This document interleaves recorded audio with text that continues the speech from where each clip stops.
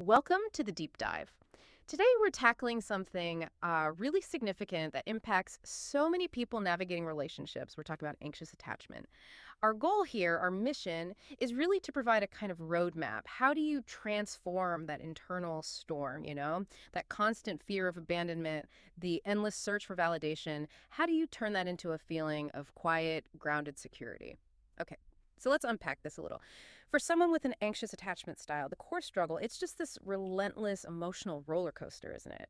And the reaction, which feels so logical at the time, is this assumption that, well, you just have to control your emotional needs. You have to hide them. Like if I just become less needy, if I hide how I really feel, if I, soothe myself all alone, then I'll be safe.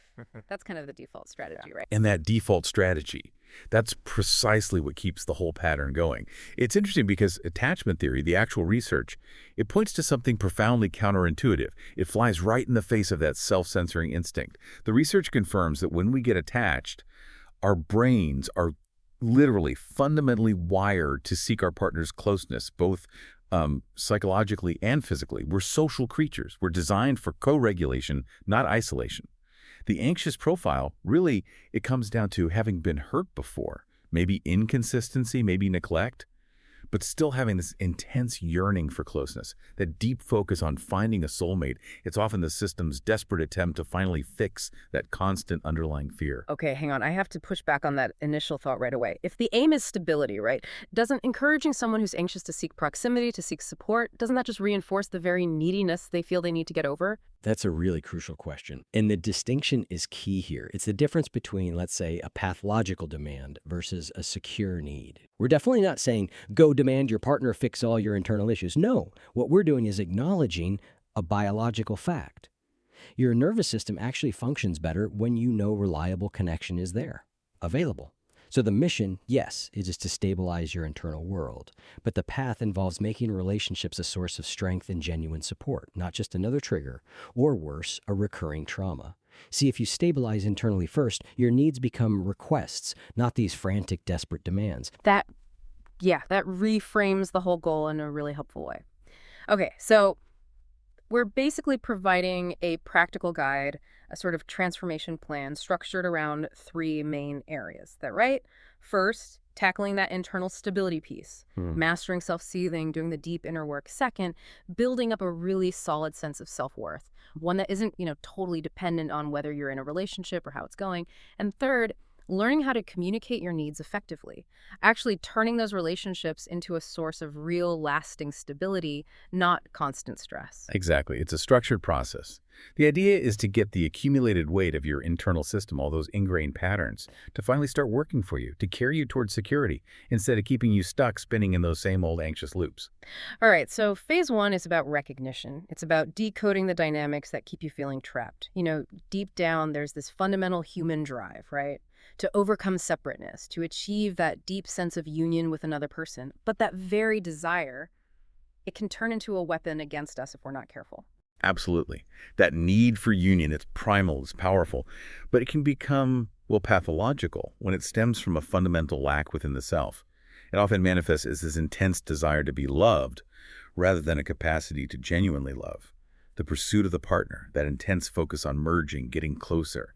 The anxiously attached person often mistakes that feeling, their own affectionate behavior, for genuine love and giving. They are giving, yes, but often there's this implicit, unspoken requirement, a need for an immediate return of absolute security. Ah, okay. So the behavior is driven more by a deficit, like trying to fill a void, rather than coming from a place of abundance or just spontaneous joy in connecting. Precisely. And in these more, let's say, pathological cases, the expectations they place on their partner become, well, fantastic. Yeah. Impossible to meet, really. The anxiously attached person might only feel secure if their partner provides something akin to unconditional adoration, nonstop.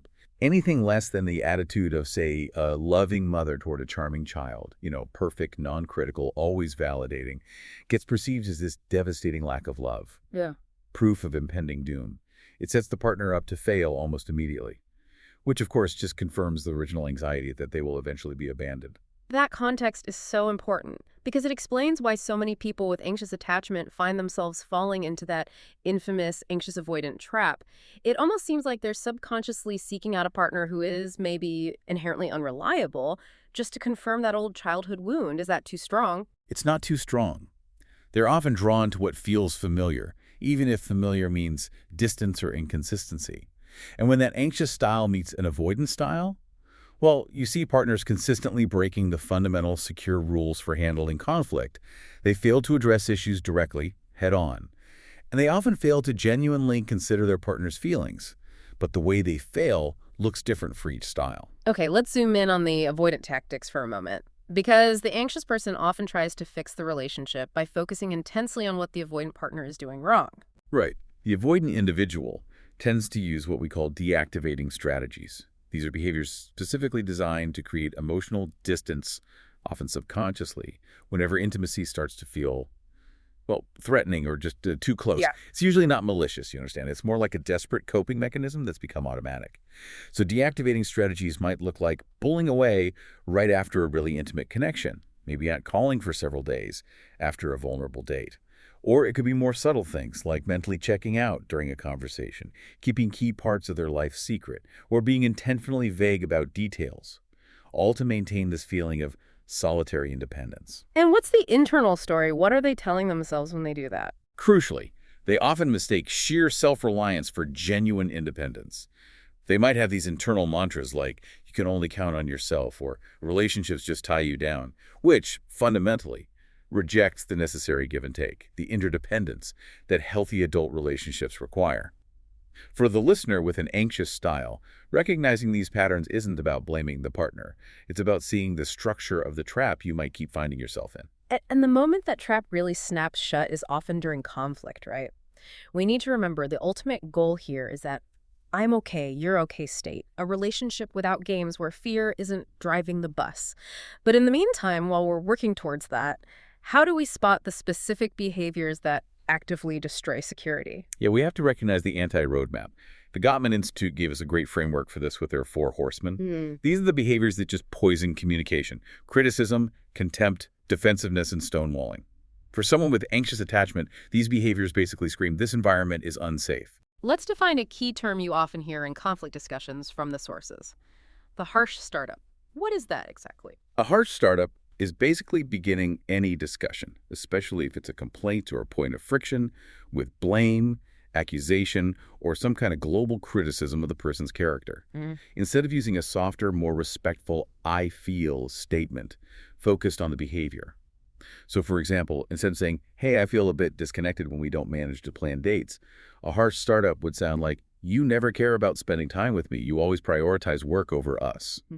See how that immediately forces the partner onto the defensive. Absolutely. And that kind of opening frequently leads to stonewalling, which feels like the ultimate shutdown, the ultimate disengagement. Exactly. Stonewalling, whether it's literally walking out of the room, hiding behind a phone or laptop, or just completely shutting down mentally, is often the result of the system overloading. Feeling flooded. It's particularly common, research suggests, among men when they feel overwhelmed by negative emotion and a conflict. And for the anxious partner, it confirms their absolute deepest fear: abandonment, complete disengagement. It feels like the partner has just ceased to participate in the relationship itself. This can lead to something the sources sometimes call defensive time structuring. Okay, defensive time structuring. Can you elaborate on what that means in practice? Sure. Defensive time structuring is how couples might arrange their time, their daily lives, not really to maximize connection or intimacy, but actually to minimize the potential for confrontation. So they fill the schedule with rituals, work, hobbies, social events, maybe just zoning out with TV, what some might call pastimes, anything to occupy the space where genuine, intimate, maybe vulnerable interaction could occur, but feels too risky. They end up living these parallel lives. It creates this facade of okayness, maybe even security on the surface. But deep connection becomes impossible. Fear isn't absent. It's just being managed constantly through avoidance. Which brings us perfectly to phase 2, the inner roadmap. This is where we start to stabilize that internal experience. Because for the anxiously attached person, the system is just hypervigilant, right? It's constantly scanning for threats, often mistaking safety for danger. So we absolutely have to address how pain and especially anger gets managed internally. Yes, this is where we need to look closely at how anger is processed. There's a strong tendency for those with anxious attachment, and research does suggest this might be particularly true for women, to turn anger inward. When they feel threatened, maybe by potential rejection or disconnection, and taking external action against that perceived threat feels impossible or too dangerous. That natural fight response gets redirected. It turns into this debilitating self-criticism.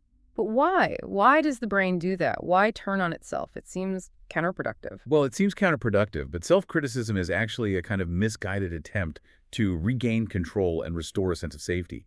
The thinking, often unconscious, goes something like this. If I criticize myself harshly, I'm so stupid for trusting him, or I'm just too needy, then maybe I can force myself to change internally. And by changing myself, I make myself safer, less likely to be rejected next time.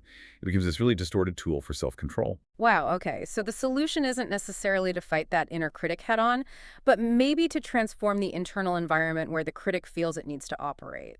Which leads us to the idea of self-compassion. Absolutely. Self-compassion is the deliberate pathway to healing that intentionally shifts how we respond emotionally to our own pain and perceived flaws. It's generally understood to have three core components. First, kindness. Actively comforting and soothing yourself, treating yourself with the same care you'd offer to your friend who's struggling. Second, common humanity. Really internalizing the understanding that imperfection, suffering, making mistakes, these are shared human experiences. It's not just you. This directly combats the profound isolation that anxiety creates. And third, mindfulness. Being present with the suffering, not running away from it, but also not getting totally swept away or wallowing in it, just observing it, almost like data, without judgment. When you can cultivate this state, you stop being just the person experiencing the pain. You also become the container, the loving presence that's holding the pain. You become, in a sense, bigger than your pain. That idea of common humanity feels so critical because anxious attachment really thrives on that feeling of my pain is unique, my flaw is fatal, there's something fundamentally wrong with me. It creates this emotional reaction of intense abnormality that just isolates us further. Which leads us to another really important concept here, lopsided caring. Sometimes it's called unmitigated communion. This is a huge, huge trap for the anxiously attached person who's desperately trying to prove their worthiness in a relationship. Okay, define that clearly for us. What does lopsided caring look like? Lopsided caring is basically focusing on the needs, wants, and feelings of others, especially a partner, to the almost total exclusion of your own personal needs. It looks like always agreeing to the partner's choice of restaurant, even if you hate it, always prioritizing their emotional state over yours, pouring all your energy into helping others, supporting them, while neglecting your own basic physical or mental needs until you're completely drained, running on empty. And the consequence of this constant self-abandonment, what does it lead to? It leads directly to distress, burnout, and often a deep erosion of self-worth. You abandon your own needs in this, again, misguided effort to maintain a positive sense of self, maybe the identity of the good, selfless, easygoing person. Mhm. But by constantly erasing your own preferences, your own needs, your own boundaries, you literally leave less and less of yourself behind to actually value. It helps explain why women, who statistically tend to register higher rates of this lopsided caring in relationships, also show higher rates of related issues like depression and burnout. So, okay, if someone's listening and thinking, yeah, that's me, how do they actually begin the practice of self-compassion, especially when that inner critic is so loud and feels so true? How do you switch it off without just feeling like you're faking it? That's a great practical question. A really key initial practice is not to attack the critic, but to first appreciate the inner critic's efforts to keep you safe. Seriously. That critic, however harsh, likely had a protective purpose originally. It was trying to shield you from vulnerability, from judgment, from rejection based on past experiences. So you might try acknowledging that effort internally, maybe saying something like, okay, thank you, part of me, for trying so hard to protect me, even though your method of self-criticism is actually really damaging now. Just acknowledging its original positive intent makes it much easier to then gently transition to a more compassionate and frankly more effective approach. Trying to violently crush the critic usually just creates more internal conflict and resistance. Right, that makes sense. You sort of make peace with it before asking it to step aside.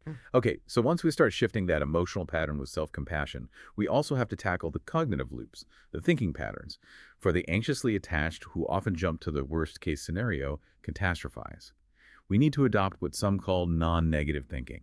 This is central to learned optimism. This is absolutely crucial. And importantly, we're not talking about forcing yourself to repeat positive affirmations like everything is amazing, especially when you're feeling low.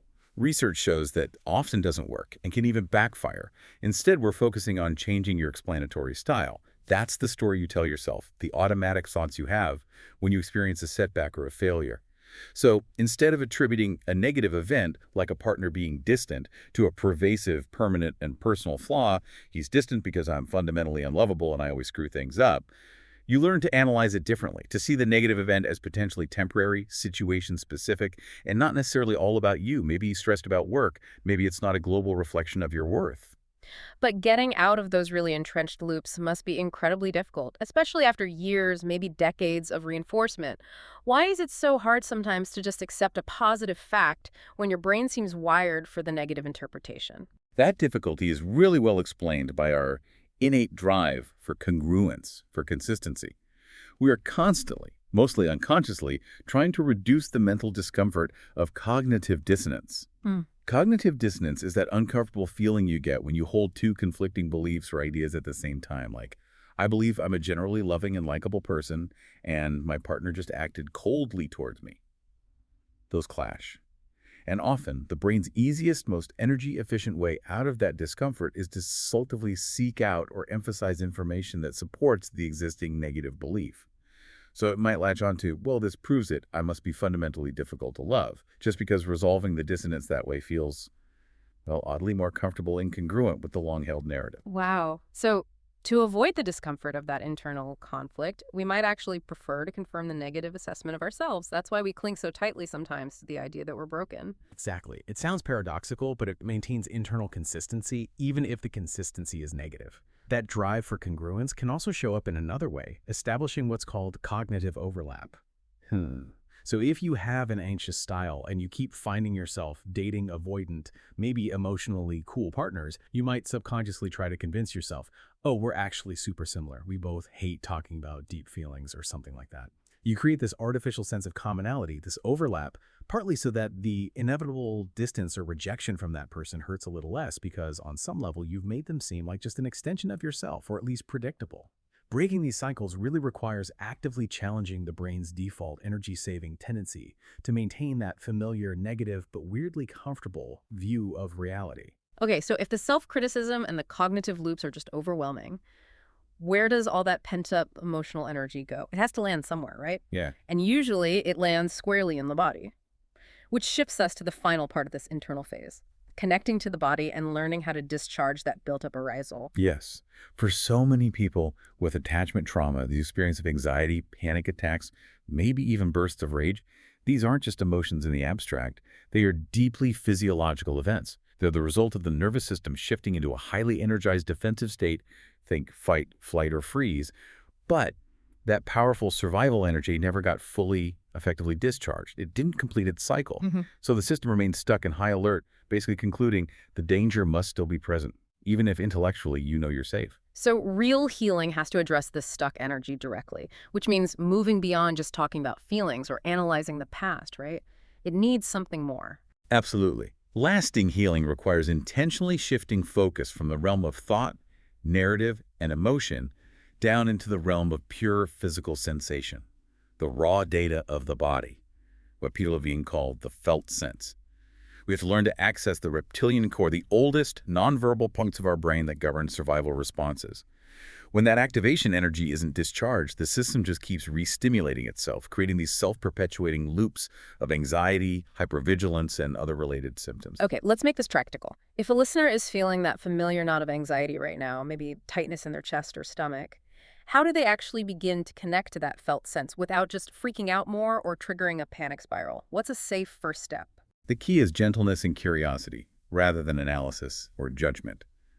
So the first step is simply to locate a subtle internal sensation. It might be a place of tension, a slight shift in temperature, maybe a vibrating or buzzing feeling somewhere. You have to try and approach it like raw, neutral data. Not good or bad, just information. The crucial part is to simply notice those subtle changes. Maybe a sensation feels like warmth spreading, or like a tight rock slowly melting into liquid. And this is key, not interpret or analyze them, just observe. Gently allow whatever is happening. Often the anxiety spikes not from the sensation itself, but from the story we immediately attach to it, like, this chest tightness means I'm having a heart attack, rather than just feeling the tightness itself. What about those involuntary physical responses that sometimes happen, like shaking, trembling, maybe wanting to curl up, things that can feel scary or embarrassing? We have to learn to allow those responses. If the body wants to engage in those involuntary movements, trembling, shaking, maybe slow, deep, rocking movements, we ideally need to let it happen. Suppressing these responses, usually because of shame or deeply ingrained beliefs about needing to be strong, needing to be grown up, actually blocks the necessary physiological discharge that allows the nervous system to reset and heal. The body needs to complete its survival sequence. That seems like maybe the hardest part for many people, letting go of that need for control, that need to appear composed, and just allowing the body to take over the healing process. It requires developing a kind of radical trust in the body's innate wisdom, which takes practice for sure. And building on that, if we start by noticing a specific physical tension, say, that pressure in the throat or the chest, how do we use that specific spot, that sort of sensate trailhead, to find the self, that calmer, wiser part that we need to anchor this whole process? Right. This brings in the concept of unblending from our internal parts, which comes from internal family systems therapy, for example. If you find that spot of pressure, the first step is recognizing it's a part of you, but it's not all of you. You might even give it a temporary label, like, this is my frustration part, or this is defeat. Then, instead of completely merging with that emotion and becoming the frustration, you mentally, gently ask that part to give you a little space, to just step back slightly, metaphorically speaking. Exactly. And when that intense part steps back even a little, what often emerges is the self with a capital S, which isn't just a concept, it's an actual felt experience. The self is usually associated with qualities like clarity, calmness, curiosity, compassion, confidence, connectedness, a sense of inherent well-being. People often experience it physically as a kind of warm, centered, maybe vibrating energy or just a grounded presence running through their core.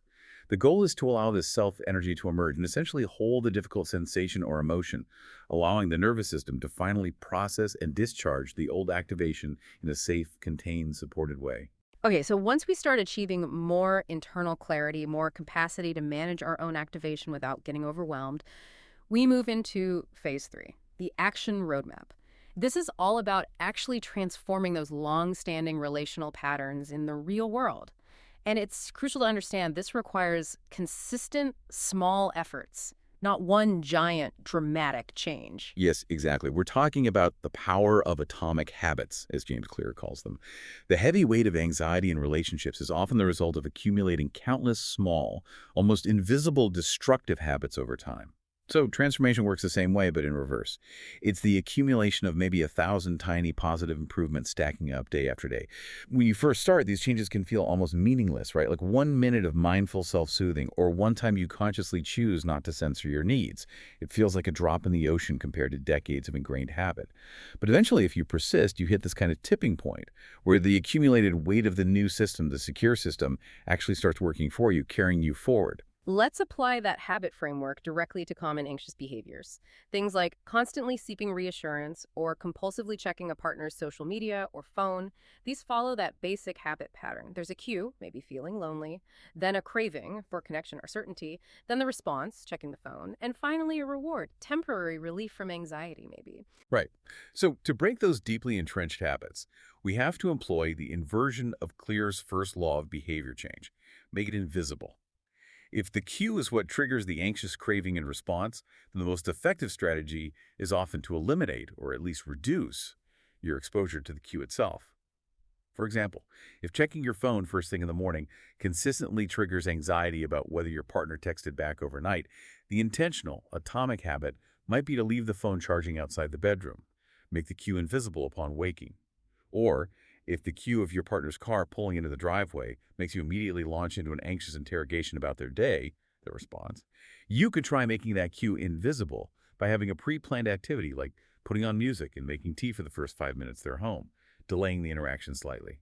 Reducing exposure to the triggers, the cues of the bad habits, is often the most efficient way to break the automatic cycle. That really shifts the focus, doesn't it? From passively reacting to anxiety when it hits, to proactively, intentionally designing your environment to support security instead. Okay, now let's talk communication. This is arguably the ultimate challenge, the final frontier, for many anxiously attached people. They might have spent a lifetime censoring their needs, their feelings, their desires, all to avoid potential rejection or conflict. And the key here, paradoxically, is often radical non-censorship. Within reason, of course. The single most powerful communication tool you can cultivate is learning to express your needs, thoughts, and feelings clearly, calmly, and directly. Stop saying, oh, I'm fine, when you're clearly not. Stop dropping vague hints and expecting your partner to be a mind reader. Can you give us a concrete example? Like the difference between censoring and direct expression in a potentially high-stakes relationship scenario? Sure. Okay, censored communication might sound like saying passive-aggressively, well, I guess it doesn't really matter what I want to do tonight, maybe with a sigh. This forces the partner into a guessing game, makes them responsible for figuring out your need, and implicitly punishes them if they guess wrong. It breeds resentment. Direct expression, on the other hand, acts as a crucial litmus test for the relationship's health. You might say something like, hey, I've been feeling a bit disconnected lately, and for me, feeling connected usually happens when we have at least one meal together, just us during the week. I really need us to schedule that this week. Can we look at our calendars now? See, their real-time response to that clear, vulnerable request, their willingness to engage, find a solution, or maybe their immediate defensiveness or dismissal of that response is far more telling, far more informative than anything they might say they believe about commitment or the relationship in general. Censoring your needs doesn't actually make you safer in the long run. It just prevents you from gathering vital information about whether the relationship can truly meet your needs and offer genuine security. But okay, when you do start expressing needs more directly, especially if it's new, you're inevitably going to confront conflict sometimes. How does someone new to this handle the defensiveness that their partner might understandably exhibit at first? That's where the Gottman concept of accepting influence comes in. The goal when confronting conflict isn't to win or prove you're right. It's to work together as a team against the problem, not against each other. And a key skill for this is actively listening for the reasonable part, even if it's just a tiny kernel within your partner's request, complaint, or even their criticism, and then validating that specific part first before you respond or defend. Okay, give us an example of that. Let's say a partner says, using a harsh startup, you're always late. You clearly don't respect my time at all. How does the person trying to be more secure respond without just immediately defending their entire history of punctuality? Right. So instead of launching into a defense like, I am not always late, remember last Tuesday, which just escalates things. You try to find the kernel of truth, the reasonable part. You might say, you know what, you're right. I was 15 minutes late tonight, and I could see how that would be really frustrating when you were waiting. You validate the specific, factual part of the complaint. I was late tonight. That is frustrating. Not the global, harsh criticism you don't respect. This simple act of validation often immediately disarms the conflict. Then, from that calmer place, you can say something like, I really don't want to cause that frustration. Let's figure out a better system together so I can be more reliable about timing for you. That shift from defending yourself to collaboratively solving the problem is the absolute hallmark of accepting influence and building security. Finally, within communication and conflict, what about those really tough gridlocked issues? The perpetual cyclical fights about big things like money or sex or chores or in-laws, the ones that seem utterly impossible to solve. Gridlocked issues are usually perpetual, precisely because they're not just about the surface topic, like dirty dishes. They're typically fueled by deeper, often non-negotiable underlying dreams, fears, values, or core identity needs for each person. So trying to solve them directly often fails. A more structured, realistic approach is needed. First, you have to work together to really define the unsolvable problem clearly. Get underneath the surface issue. Second, each partner needs to identify and articulate which aspects of this issue relate to their truly non-negotiable needs or values. For instance, you might realize one partner's rigid need for extreme financial caution is tied to a deep non-negotiable fear of poverty stemming from childhood. That fear itself isn't going to change. Third, once you understand the non-negotiable parts, you then work together to agree on a temporary, practical, actionable compromise, specifically focused on the negotiable behaviors around the issue. The goal isn't to eliminate the core conflict, but to establish a functional, respectful way to live with it without constantly triggering each other. Stability in healthy long-term relationships is often defined less by the absence of disagreement and more by the ability to coexist peacefully with some unresolved, perhaps peripheral, differences. #TechV. Conclusion and final thought? Okay, so wrapping this all up, what does this roadmap truly mean? It feels like moving from anxious to secure attachment is this really profound systematic journey. It's not just one thing. It demands deep, consistent self-work, right? fostering that fierce kind of self-compassion, being both tender and protective towards yourself, shifting how we process trauma, moving away from just fear-based thinking and analysis into a more embodied physiological sensation-based awareness, and then employing those small, consistent, atomic habit changes to literally rewire the way our relational system operates in the world. Absolutely. And the ultimate goal, really, it transcends just achieving relationship stability. It points towards psychological individuation. The anxiously attached person has often, historically, relied heavily on what some call delegated power, basing their sense of identity, their worth, their okayness, largely on the partner's opinion, presence, or approval. Genuine security means developing the capacity to overcome the terror of individuation, that deep, often unconscious fear of truly standing alone, trusting one's own inner compass, one's own capacity to cope and thrive. This terror can manifest daily in small ways. The fear of making independent decisions, the constant seeking of external guidance or validation, the subtle refusal to take full responsibility for one's own emotional well-being. And if we fail to do that work, fail to individuate, we risk falling victim to what one source called the evil of banality. That sounds dramatic, but what does that high-level concept actually look like in the day-to-day life of someone stuck in anxiety? Yeah, the evil of banality isn't about grand, malicious acts. It's about the slow, insidious accumulation of our own petty weaknesses, our self-deceptions, our avoidances. It's the constant procrastination on doing the hard internal work. It's indulging in self-pity instead of taking action. It's the refusal to look honestly at how our own behaviors might be undermining our stated relationship goals. It's the way we might rationalize staying in a clearly toxic or unfulfilling relationship just to avoid the temporary pain or uncertainty of being alone.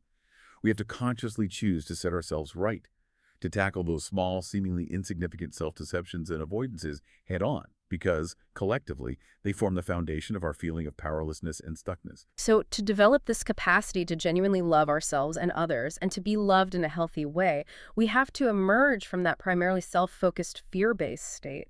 We need to grow a more productive, generative orientation toward the world and ourselves. And this process of emergence, this waking up to our own independent strength and capacity, it seems like it requires a fundamental kind of faith. Is that fair to say? Like a willingness to trust these emerging internal responses, these subtle bodily sensations, these new choices, even when we don't yet fully understand them or know the outcome. That's beautifully put. Yes, faith is exactly the right word.